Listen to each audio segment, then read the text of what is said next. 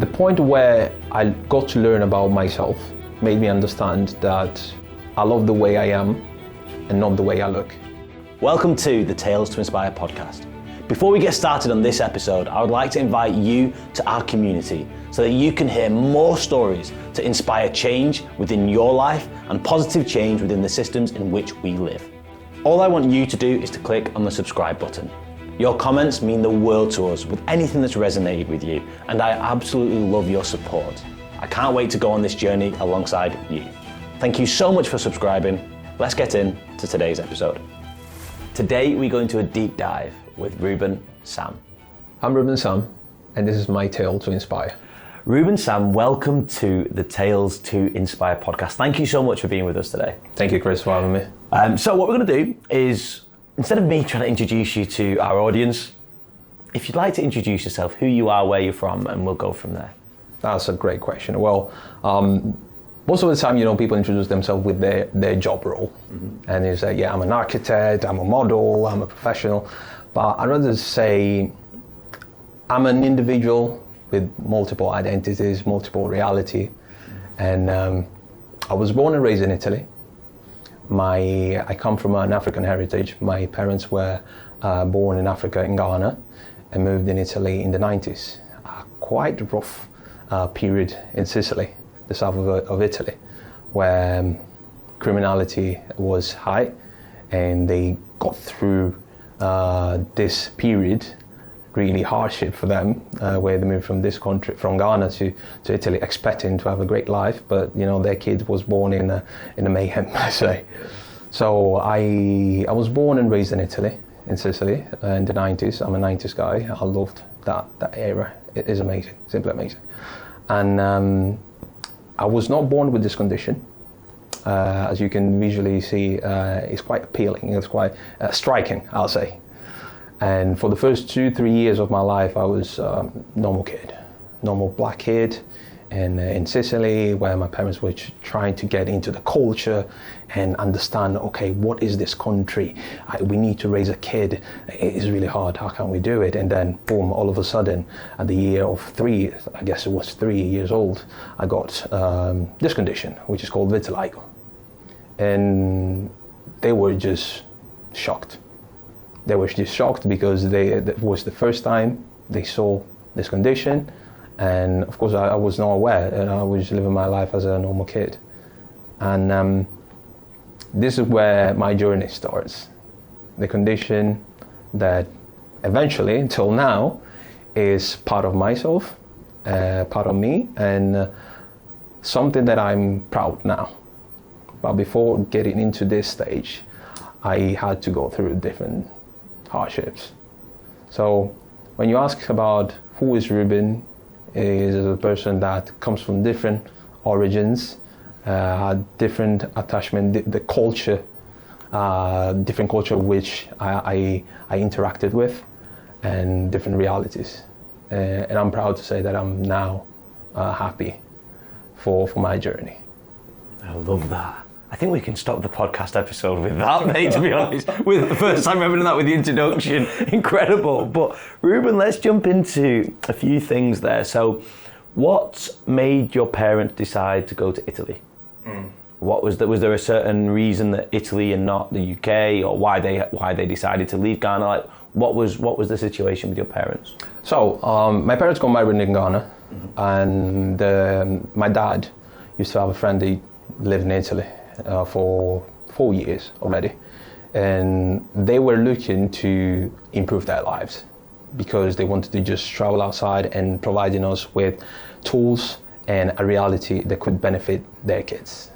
And considering now in 2024 that they moved around in the 90s, so they were both 27 and 30 at that time, it was a great move.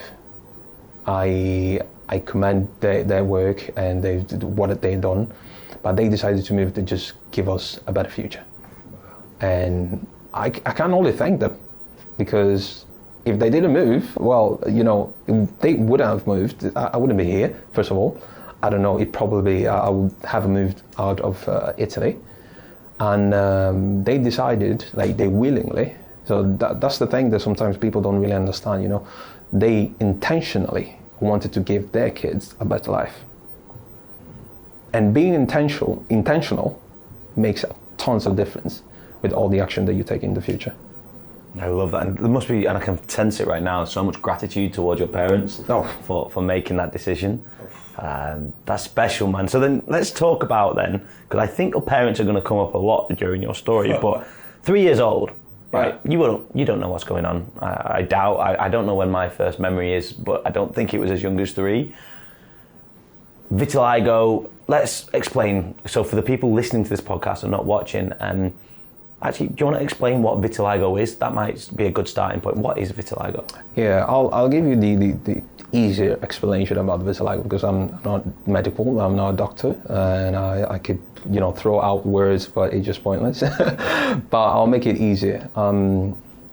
Biology helps us a lot to understand what is vitiligo, but essentially each human being has some specific cells within their body that produce melanin. And melanin is a chemical compound that produces the color. This color is made to protect your skin from the sun. Now, what happens with people with vitiligo? The melanin gets attacked by your white cells, which technically they're supposed to protect you. But no, in this case, you have the white cells and the melanin cells. So the white cells are actually destroying your melanin, which then cause patches. So your skin is regressing. So the melanin is actually that is supposed to be produced is actually regressing. So that's why it's called autoimmune disease, because essentially it's your body fighting against your body without even noticing. And that's the result. Seeing white patches. Of course, I'm a dark-skinned person, and it's more evident. But when it comes to a lighter skinned person, you may see a different shades, and you say, "Oh, what is going on with you?" So a lot of people during the summer that actually feel uncomfortable, especially light skinned people. They don't feel comfortable in just going outside. And I'm a clear example that it gives you that strike. You see, oh, this is different. What is that? Why is that happening? So essentially, to summarize that, vitiligo is a condition that your own body is fighting against your body. So, is there a solution? Yet no. There will be a solution? Possibly. They're working towards it. So at 3 years old, you said you weren't born with this condition. Correct. So did something happen at 3 years old, like a trigger to cause a vitiligo, or was it you weren't born with the visual skin condition, and you had it in your body and it just started to happen at 3? That's something that I'm still asking my parents, and we're still trying to find a solution, like an answer, better to say. Because vitiligo can be triggered by many factors. Now, if you don't have vitiligo, be sure that you could, within your lifespan, have vitiligo. Because vitiligo can be caused by trauma, can be physical trauma, can be exposure to sun, can be sometimes depending on chemicals exposure, and many more.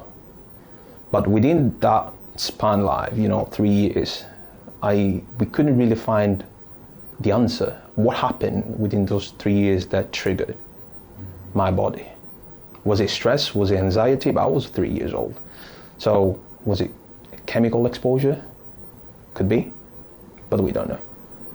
Wow. Okay, and the last question just right now around vitiligo is, so if you're in the sun, like let's say your hands, which have obviously completely different color to the rest of your body, are they more prone to being burnt by the sun, or is there any kind of thing that you can't go out into the sun if it's really, really bright? Is there any kind of conditions or side effects like that? Yeah, I think that there's a lot of misconception in terms of the exposure to the sun, because as all type of people, we should take care of the sun exposure, regardless of if you are vitiligo or not. And it's quite a myth where when I was back in Italy, they say, black people don't use sunscreen, and you shouldn't cover, we're stronger and whatever. which is completely incorrect. So as people without the condition have to be careful with exposure to the sun, as people at the same time with vitiligo. In the part where my skin is just lighter, I need to take extra care, because the melanin, which is meant to protect us from the sun, is not there. So I need to actually apply, sunscreen, cream, gels to ensure that I don't get those burns. Because then, as everyone gets itchy, there's more exposure to more possibility and probability to get skin cancer. But as long as you take care in terms of, whatever you eat, the exposure, the sunscreen, you're fine. Of course, there's people that walk along with, umbrellas. Yeah. But they do it because their skin is extra sensitive. Okay. So, but personally, I do just use sunscreen and, caps and stuff like that. That makes complete sense. So where does your journey go? You talked about 3 years old there and being told or being aware that you've got vitiligo. Where does your journey go from there? Yeah, so my childhood, I had a relatively interesting childhood. I'm the oldest of two brothers. I was born and raised in Sicily, a completely different reality compared to the north of Italy, where I spent my teenage years, let's say. What I can remember from my childhood is definitely that I had great time. I had a great time despite having the vitiligo, just because I didn't think about vitiligo. I just want to have fun. When you have 5, 6, 7 years, people will, call you names, but you don't care. You just walk and play along with it. And I think that not being aware about the condition is something that really made me happy when I was a kid. I don't know if you had a really hard childhood. I was lucky from that point of view, because I had both my parents, they were workers. My mom used to support people in their care homes. My dad was, what do you call it? Can't remember the name. Jeez. Oh, my dad was factory worker. There you go. I was a factory worker, and so we had a relatively positive, household. Really religious. Then my dad decided to take the religious path and decided to be a pastor. So I was brought in a quite hard, religious household, which instilled quite great values within me. Fast forward in elementary school, within the kindergarten, elementary school, and the middle school, is where I started to, be more aware about the condition. And that's where I started to take a path where, people will call me name, I would just react negatively, being abrupt to people, and that was my environment. I was just simply a byproduct of my environment back then. So people will call my name, I would just easy to reply back to you. I got bullied, and then I would just go back and, reply to them. And I found myself in a position where, it was not benefiting myself and my family. But as a child, when someone's calling you, yeah. I mean, people, when you think of children, we think of Disney children, right? Like these incredible, idyllic, amazing children that it's like when you think of marriage and you think, it's like Aladdin and Jasmine, right? And it's just like, happily ever after. That's the life. Okay. Yeah. But when I go into schools and things and you think, this is a tough environment to grow up in, right? Anyone who's different, instantly, you're different to us. Yeah. And it's a target on their head. It'd be like prison, what you can imagine, right? So you're in school at this point, you're different, people are bullying you. How do you even, do you speak to people about this? Do you tell your parents? Do you speak to your friends? Do you just react and fight back? Do you keep it to yourself? Do you even think of a solution? Where do you go? How do you feel and what do you do? No, definitely. I think that there's no chance to, just share that with your parents, especially with in my environment. Again, I was the only black kid with the condition. That makes you just 0.0% of that community.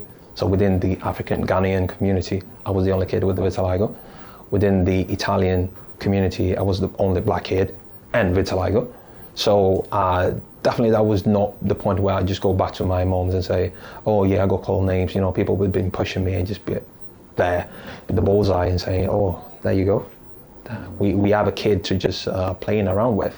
No, there was no chance for me. Just because I didn't want to burn my parents. You know, they were going through a lot and trying to find a solution in terms of how can we cure this vitiligo, going to the dermatologist, going to the doctor, doing exams. Oh, I can't remember. I was 12. I think I was around 12. And I spent 2 weeks in the hospital where they kept using the needle and, you know, doing blood exudates. And I said, come on, I can't do this anymore. Every day, getting blood extras, and I was like, what is going on?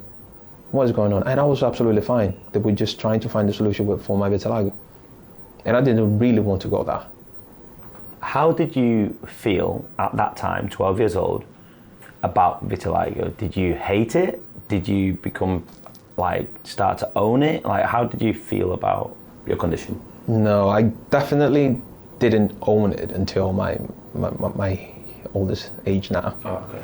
So my feeling towards vitiligo were absolutely repulsive. I didn't really like it.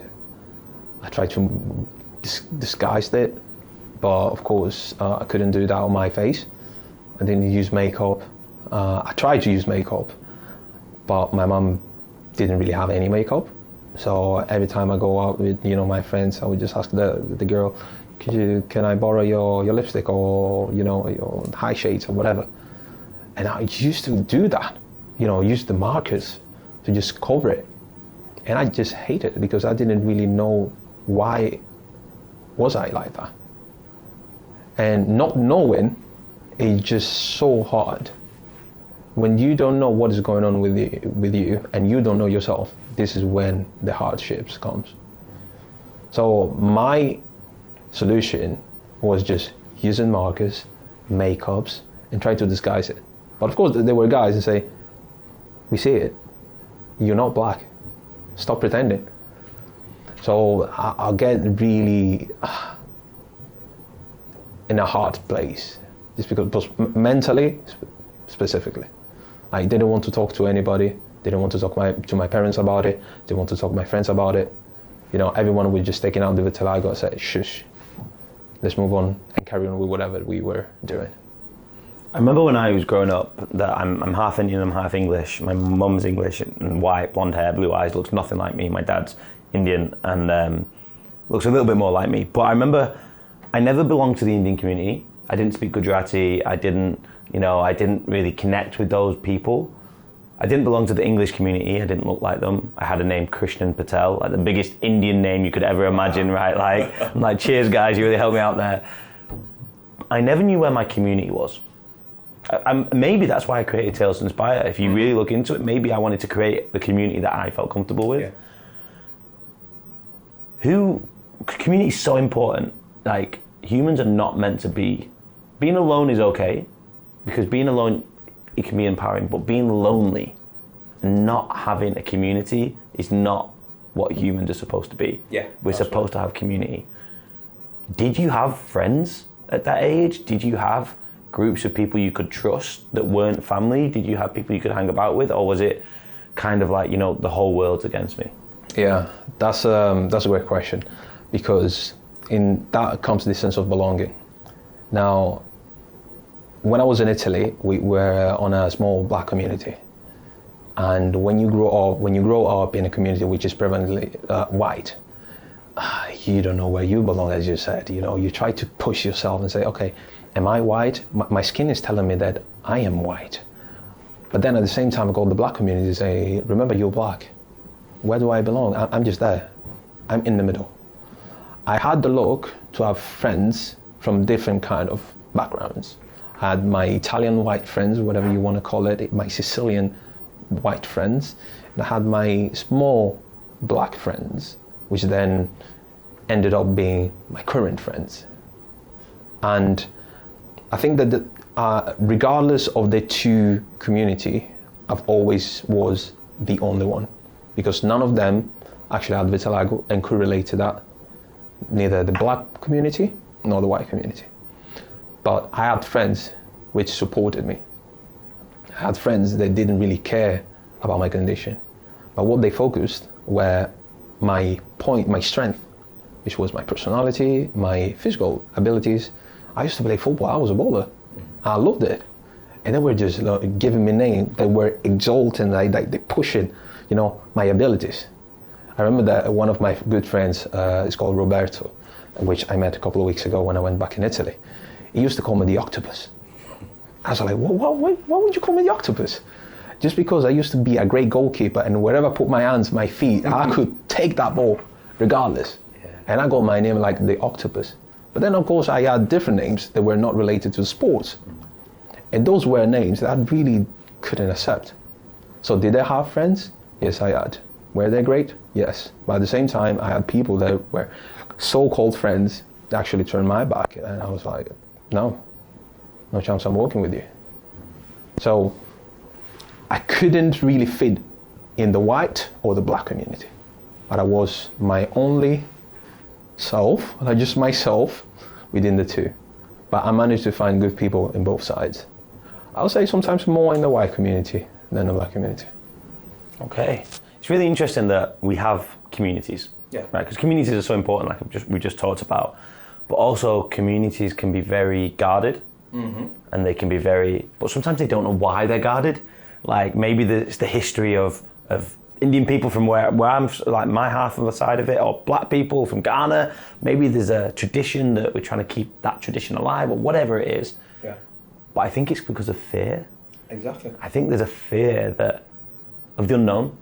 People are scared of whatever that is, and I've talked about it in lots of our interviews of this fear of people not knowing why they're fearful of it, and awareness. So, talking about your journey, your teenage years now, and by the way, you've been through more than what most people will go through in their whole entire lives, right? Yeah. Like, at the age of 14, you've had to overcome, from an individual point of view, people pointing, laughing, bullying you, calling you names. For what reason? The fact that you look different. Yeah, exactly. Right, you know what I mean? Like, the fact that you look different. So, where does your journey go from there, mate? Yeah, so at the age of 14, that's definitely one of the key moments. My parents, my dad already used to work in the northern parts of Italy, in the northeast part of Italy. Around 2003, he decided to take the whole family up north. I was 14, I finished my middle school, and I had to live my safety bubble, where I had my friends, I had my schoolmates, and the place where I already felt comfortable, in the blink of a second, it got shattered.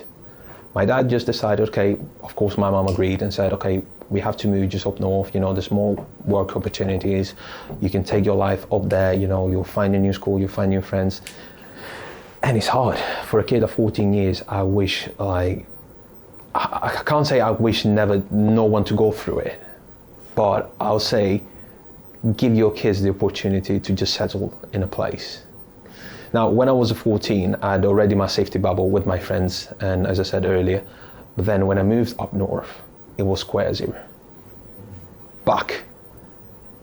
Personally, I didn't think at that moment that I was moving forward, but I would just rather going backwards. Just because I had to build, again, a new kind of friends, a new reality. Sicily is completely different from the north of Italy. And my approach, I couldn't really understand how I could approach people because I didn't know, it was not a comfortable place. It's something unusual to me. But I had to just get used to it. And that was the hardest part. It was 2007, the year when I moved from the south to the north of Italy. 2007 was a critical year. Because then from 2007 up to 2014, that's where vitiligo took the most out of me. Just because I had really difficult period where people really didn't understand me. I couldn't really fit within the normal life in the north of Italy. I didn't really have the same friends. My personality, where in the south of Italy, I was so bubbly and energetic and positive. When I moved there, it was completely different. It was a new environment. I had to adapt to that environment, cold environment, mostly white. And still people were trying to figure out, okay, you need to fix this, you need to fix this. I mean, constantly reminded about the condition was something that I couldn't really cope with. That's the hardest bit. Changing your environment where you were safe up to a new environment where you're definitely uncomfortable.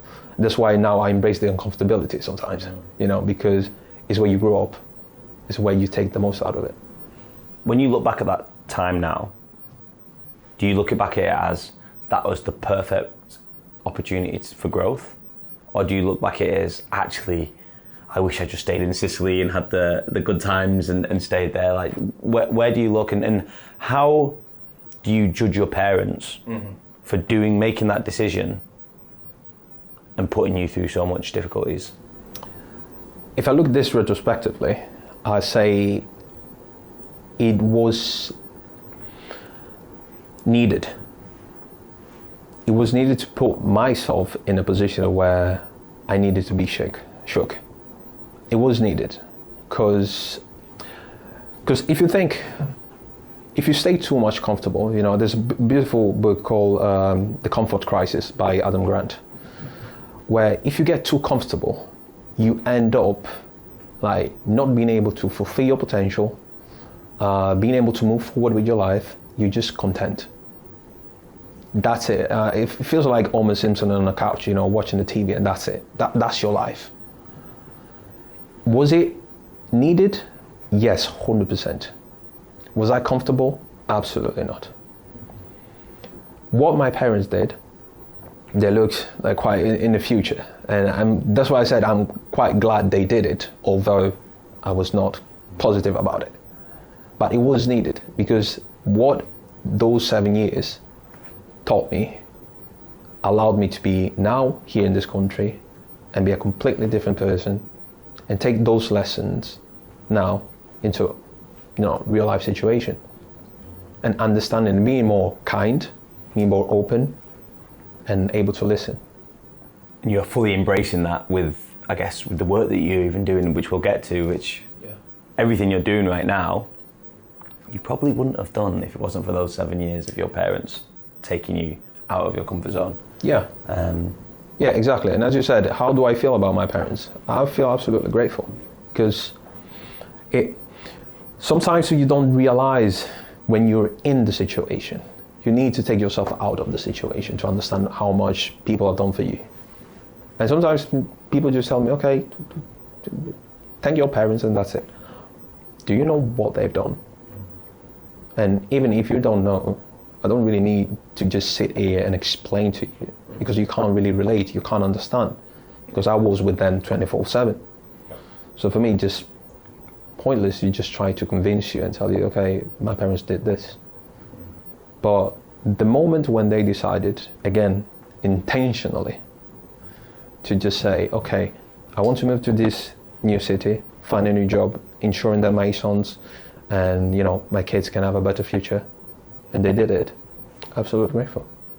So we've gone through the north of Italy, we've got to the north of Italy, you've been there, and then, did you say at the age of 21? That's correct. You decide to have another, journey. What happens? That's a great, that's another point, absolutely great timing. I was 21, I finished my high school, and I was about to start uni. We around 2015, 2016. In 2014 is when I signed my first year at uni in Padua, so in the Venetian region. And I was doing good. I was doing great, great scorers, great grades. I was happy about it. Again, I was still playing football, and I truly enjoy football. And it was during the spring 2015, is when I got injured. And that was one of the lowest points of my life. Because I was commuting every day to go from my place to the uni, and it usually took me 2 hours in the morning, so I had to wake up around 4 o'clock to get there as soon as possible, get my seat and ensure that I could stay there across all the lectures, and then finishing the lectures around 5, and then again 2 hours journey back home. So it was hard mentally and physically. It was exhausting. That's when I had an injury around the spring 2015, that completely shattered me. I spent 2 weeks at home. I couldn't walk. I couldn't really enjoy going out. I couldn't really attend lectures because Zoom was not a thing. Yeah. You know, Google Meet was not a thing. Nothing. We couldn't really do conference. So I lost many lectures, and that's where vitiligo pretty much went aggressively. Like my face, like my nose, I had a full white patch on my nose. I was like, wow. Only now I can realize how much stress could impact my body, both mentally and physically. So I was mentally affected, I was physically affected, couldn't really go out, run. I had my 2 younger brothers, which had their difficulties. I was like, how can I do something? I have to do something. And that's when the opportunity came that, you know, a good friend of my dad used to live in the UK, in London, and said, come and join us. Come and join us, you know. You're a good kid, you know, I see you trying to do something with your life, and come. I was not that convinced, you know. UK was not my option. But again, I had to be uncomfortable. And there, intentionally, I had to be uncomfortable.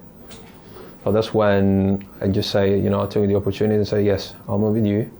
2015, that was October 2015 when my life here in the UK started.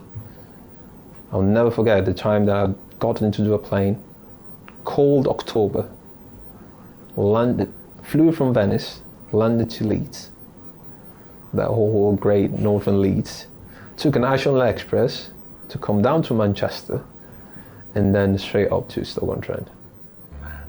And you went and stayed with your friends? Yeah. In Stoke-on-Trent? In Stoke-on-Trent. Wow, so it's like, when people think of England, usually they think of London. That's right. Exactly, that's the main reason why I was just a bit, oh, you know what, I don't really want to follow the herd. Because I was not the type of person that just follows. I'm not that type of person. But then, when I realized, okay, it was a different location, it was quite intriguing. Like, people outside of the UK just know London, Birmingham, Manchester. If you want to add some other cities, perhaps, you know, Newcastle. Yeah. But that's it. Not really the Midlands, Stoke-on-Trent. And I was intrigued by that. That's where everything started. So, got to Stoke-on-Trent, sunny Stoke-on-Trent in October, oh my days, in 2015. Have you got a job lined up? Are you still able to play football? Are you going to go study?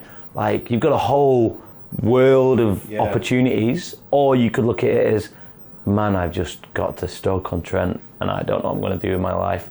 Where were you at and what did you decide to do? Now, think into account that I was 21. So I don't really care where you are. Yeah. It's what you do, what you want to do at that age, regardless. You know, many of my friends that lived in Italy moved to the UK, but I was far from them. Most of them were in Birmingham, the others were in London, so I didn't really have any attachment to them. So I was starting from fresh. Right, okay. It's a new place, I need to juggle myself around this city and find a solution, you know, find something that can keep me entertained. So for the first 3 months, I work in a factory, I work in a meat factory, and I was like, wow, this is an experience, because bear in mind, in Italy, I didn't really get the opportunity to have a full-time job. Despite, you know, going to uni, you know, start 19, you're just already working. But I didn't really have that opportunity in Italy. So when I got my first job in a meat factory, I was like buzzing. I got my first money, can just go out, enjoy the night out in Stoke-on-Trent, every now and then just going over in Birmingham.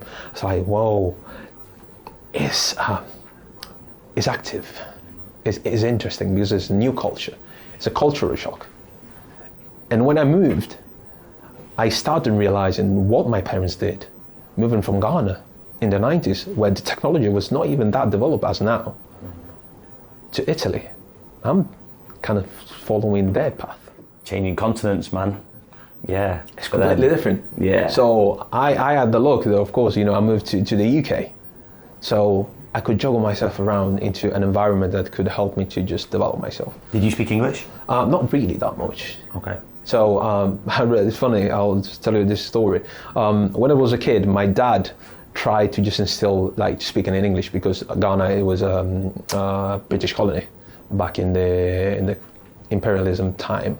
So my dad tried to, teach us, both me and my two younger brothers, English. But every time I just go back from school, I would just stick with Italian, and they couldn't cope with it. So I was like, you know what, you tried it, that's fine, I'll speak Italian, regardless. But then, of course, it's compulsory to learn English in school in Italy, but I never got to the point where I could be that fluent as a native speaker. But of course, being in a place where it's not London, it's not Birmingham, I was not exposed on a daily basis with Italian. Yeah. So I had to grasp, and again, Stoke accent is so hard. It's so difficult. So whenever I go back to London, I was like, oh, this is the English that I used to be taught in school. It's just completely different from, the one that people speak in Stoke or even up north. Yeah. So English, I got to learn, again, because I put myself in an uncomfortable position to just push myself. And again, it's really important to just put yourself, being intentional. Because when you are put in an uncomfortable situation or position, that's when it's hard for you. But when you're intentionally willing to do that, and you have a goal, you get much more satisfaction out of that. It's like having a direction plus an engine. Yeah. Gets you to where you want to get to, So it's like amazing that you've got this engine now, because you've got this direction and you've got this vigor, you've got this new lease for life, and you are heading in, I don't know what Stoke's going to provide, but we're sure as hell going to find out soon. So what does Stoke provide? You get there, you're doing all this, you get a job in a meat factory. We're so many years down the line. What was the journey? Yeah, I've had different work experience. It was the job factory. I worked in the marketing. I think I was one of the first people delivering flyers for Deliveroo when it launched in 2016. So I worked for Deliveroo during 2016. I worked in the tea room. It's quite famous at Wedgwood, Josiah Wedgwood, a great figure within the Stoke-on-Trent story history. And then worked on a market, great time in the market, doing my cleaning in the market. That's where I got to learn the culture, the British culture, working in the market, like the long-term market, amazing. So I spent time on a daily basis there with people, the local. That's what helped me to get into the actual culture. But then, transitioning, at the same time, I had two opportunities, either pursuing my studies or just going for work. And to be fair, I just wanted to work because I had the money. I just wanted to get the money, support the family and support myself. So that's when I started my corporate career as a customer service in a gambling company. That was in September 2016, where one day I just took a bus. I saw this massive building there, said, wow, what is that? That intrigued me. Just that day, I was inside the bus and watching outside the window, I saw this massive building and said, wow, I'd like to know what is that building. Then I did my research. They were looking for some Italian speakers, in the customer service. I just put my application forward, and thus everything is history. From 2016 up to 2023, I had the opportunity to work for this company, where it taught me so much. Customer service, interaction with people, artificial intelligence, fraud, money, so many things. And I will be forever grateful for the experience that I've got to get from that company. So 2016 forward to 2023, that's my corporate life. But within that, there's a pivotal moment, the pandemic. Both you and I, and everyone in this room knows that the pandemic was harsh from every point of view. But on the other, if you flip the coin, for me it was a revelation, because this is when I started my modeling career. Something that I would never, ever expect. 2020, October 2020. I think that October is quite a positive month for me. Yeah, it is. But you can't wait for Halloween. Yeah, exactly. And funnily enough, autumn is my favorite season. Okay. So it just goes along with it. It was October 2020, where following a story on Instagram, which was shared by another vitiligo fellow, Shankar, that an agent from Manchester saw a story of myself on Instagram and decided to just get in touch with me. Now, I was a bit skeptical because, you receive tons of DMs in Instagrams, and sometimes you just ignore it, sometimes you just nip at it and say, okay, what is going on?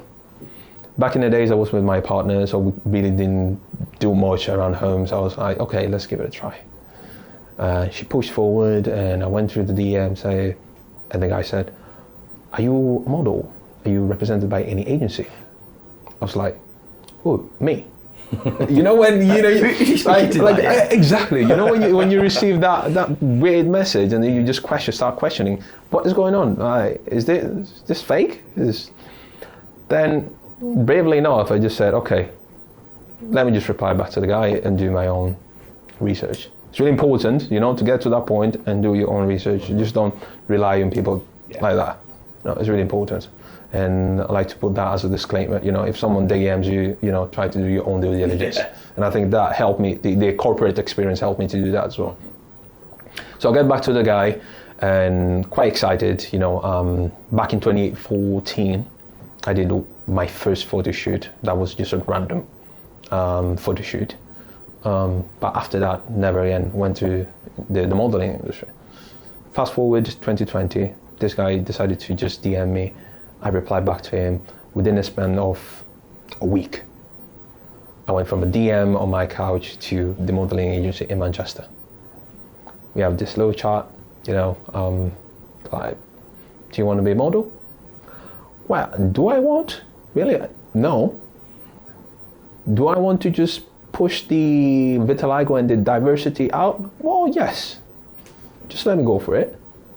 And again, I was working full time, so it was something that I really did as a side income. Mm-hmm.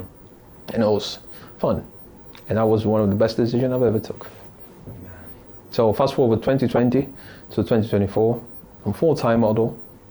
I promote vitiligo. I'm an advocate, I raise the awareness. I work for amazing fashion brands. And this pretty much where my adulthood is pushing me forward. So you quit your job in 2023. Yeah. And you said, I assume I'm going full-time model, full-time representing vitiligo but it's not, there's nothing wrong with being a model at all, but your intention is to raise awareness. Mm-hmm. Why is that your intention? Why do you feel you have this importance to do your purpose in terms of raising awareness on vitiligo?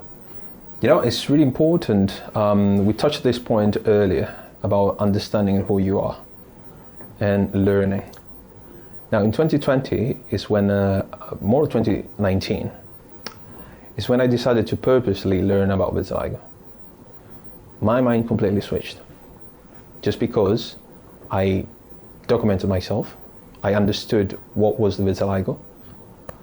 I could understand what potentially could have caused vitiligo, what are the consequences of vitiligo. And I was freed, mentally I was freed. Just the very next moment that I decided, okay, let me sit down and understand what is vitiligo. When you just decided, to take a book, not just for fun, just because you want to learn. You just decided, okay, I want to learn. That was a pivotal moment. Because once I understood what vitiligo was, I could embrace the condition.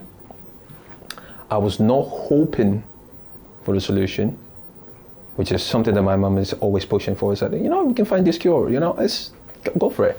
Mm-hmm. But once I got to understand that vitiligo couldn't really prevent me to do the things that I wanted, I just flipped the switch. So I want to get to that point where people can embrace their strength and vitiligo. Because once you understand the vitiligo, I wouldn't say a fickle, but it's nothing compared to your own potential. There's a one of our ambassadors, Aaron Baker, he's incredible, one of our very first ambassadors back in 2020. And he was in a motorbike accident. He was one of the USA's biggest motocrossers, and he was like up there earning money and big name, and he broke his neck. And whilst he was riding his motorbike, and he wasn't able to walk again. He tried to take his own life twice after that, and went through all this ridiculous journey to the point where now he can walk again, but assisted, right? And one of the things that he said was that he would not change the things that have happened to him and who he was and the difficulties and that moment of that crash, because the things and lessons he's learned from there.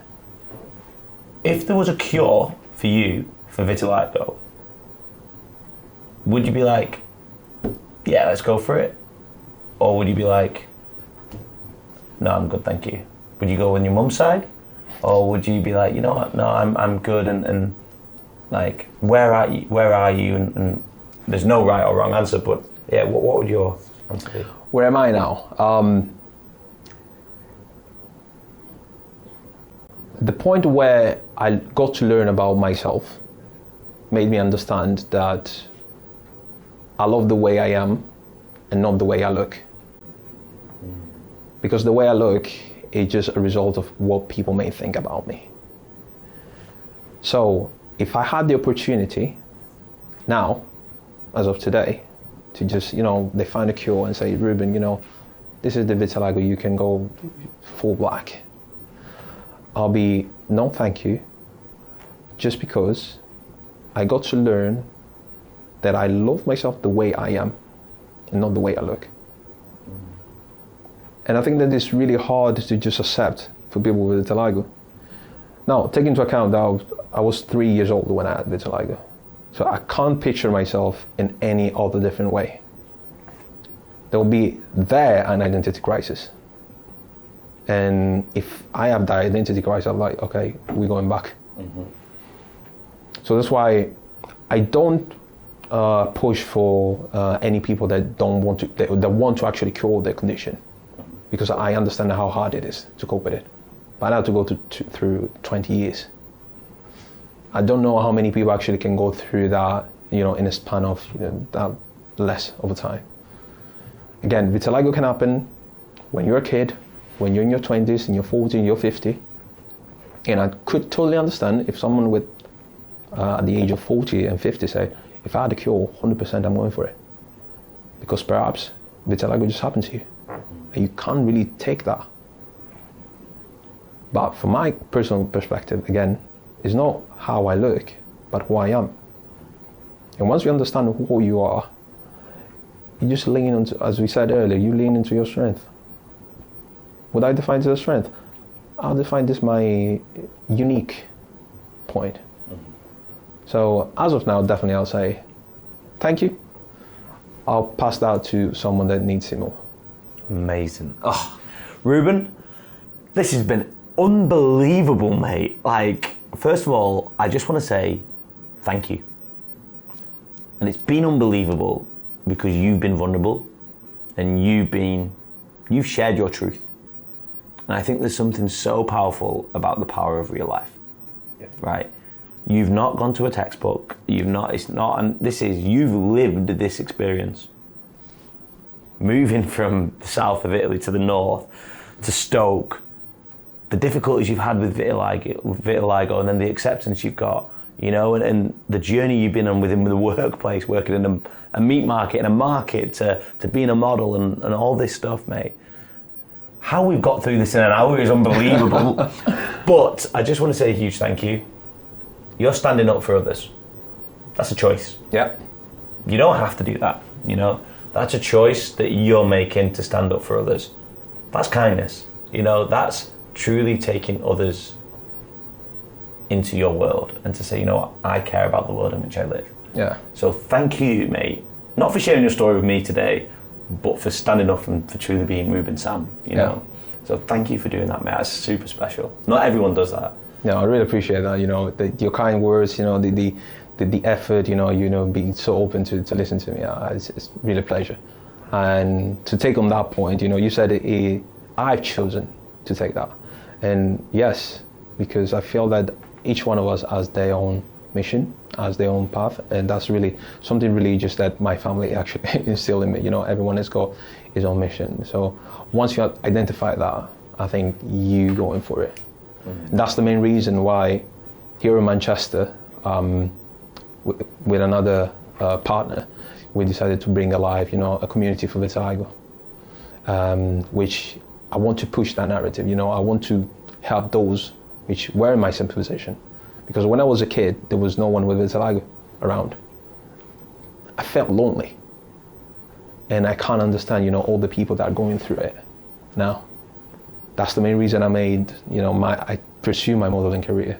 That's the main reason I did a specific Italian podcast. That's the main reason why I'm creating this space in Manchester for people with vitiligo that, can come together and push that positive and give them the option, as you did with me. Mm-hmm. If you have the opportunity, would you go or not? When you don't have the actual option, that's when it's hard. But if you have the possibility to have the option, then let me be one of them. So how do people find out about yourself, Reuben, and about the vitiligo community that you're creating? So I'm in the social, so you can find me at Reuben K. Sam, because that's my middle African name, which is Kofi, really popular in Ghana. Reuben K. Sam in all the socials. And with the vitiligo community, we build in this, the social will be open in the next few weeks, which is called Vitiligo Allies. And in 2 weeks' time, which will be roughly the Vitiligo International Day, we'll be in touch with the Vitiligo Society UK, where we'll just embrace and spread the awareness about the condition. Amazing. Okay, so all of that will be in our show notes. So anyone who's listening or watching this podcast can connect to you into the vitiligo community here in Manchester. Yeah. But now we're getting to the quick fire questions. Go for it. So the way it's going to work is I'm going to start a sentence, you're going to finish it. You do not have to explain anything because actually we're going to jump straight to the next one. I love that. Okay, so life is about risk. Oh, I love that. Vitiligo has taught me to love myself. Family is important because it's the foundation of my life. Traveling can expand your mind. I love that. Being a model is a responsibility. Having a community is like family. How much of where you're at right now is due to luck, and how much of it is due to hard work? I don't think there's a straight answer to that. Because if you take into account the circumstances where hadn't I been injured, hadn't I been in that 2 weeks where my skin was pretty much peeling and turning white, that definitely was not hard work for me. But at the same time, I think that led me to being more intentional and work hard to say, okay, let me get out of this situation. So I would say, I can't give you, it's a bit of grey area there. That's fine. We can stick to the grey area. Yeah, it's a bit of grey area. So, yeah. If you could give advice to your 17-year-old self, what would that advice be? Reuben, learn as much as you can about your own condition. Do it now. Because I know 100% if I hadn't done this 4 years ago, 10 years ago, I would definitely be in a different position. Makes so much sense. And my final question is, on that quick fire is, if there's a government rule, the Reuben Sam rule, there's a law that had to be implemented, what would that rule be and why? Well, I believe, and this is something that I was talking to my friends, my good friends, a couple of days ago, it would be every parent should give their kids 1 or 2 years outside of their own country. I love that. It's compulsory to take your kid to see the world. To live or to just holiday? Oh, no, live. To live. Understand what is diversity, what it means multicultural. You'll be able to take the world into a whole different perspective. I love that. That is so good. Take your kid out and get them live outside of your hometown, and that has to be outside of the country as well. I love that. So yes, that will be compulsory rule. Great answer. Great, love that. So, my final two questions that we've asked every Tales to Inspire ambassador, over 150 people now.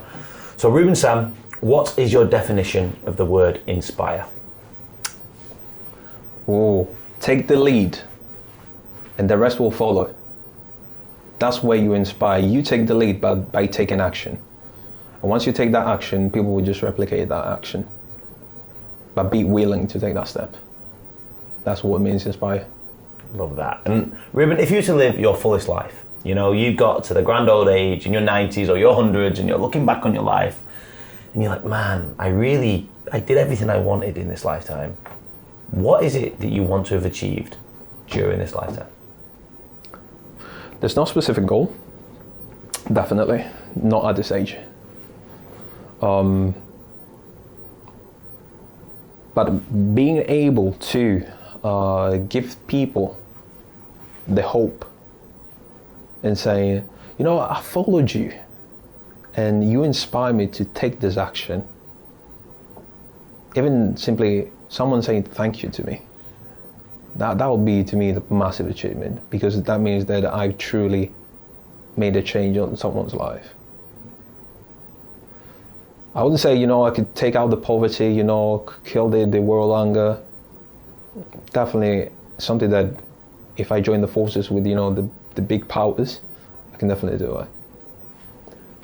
But as long as I can make a small difference in someone's life, like the tiniest one, and I will sit down on my deathbed and say, if I did it, May, I'm happy. I'm happy, you know. And my two younger brothers are going through hardships because